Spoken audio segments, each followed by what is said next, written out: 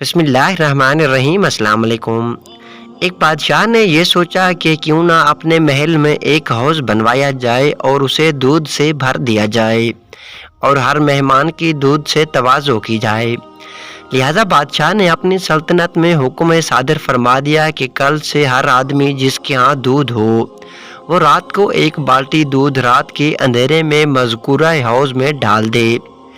رعایا میں سے ایک آدمی نے سوچا کہ جہاں اتنے زیادہ لوگ اتنا زیادہ دودھ ڈالیں گے وہاں اگر میں ایک بالٹی پانی کی ڈال دوں تو کیا فرق پڑے گا۔ اس نے ویسا ہی کیا، دودھ کی بجائے پانی کی ایک بالٹی ڈال آیا۔ اگلے دن جب بادشاہ اپنے وزراء و مصاحبین کے ہمراہ دودھ کا بھرا ہوا حوض دیکھنے پہنچا تو سارا حوض پانی سے بھرا ہوا تھا۔ یہ ماجرا دیکھ کر بادشاہ نے تفتیش کروائی کہ ایسا کیوں ہوا، تو پتہ چلا کہ رعایا میں سے ہر ایک نے یہی سوچ لیا تھا کہ میری ایک بالٹی بھرنے سے کیا فرق پڑے گا۔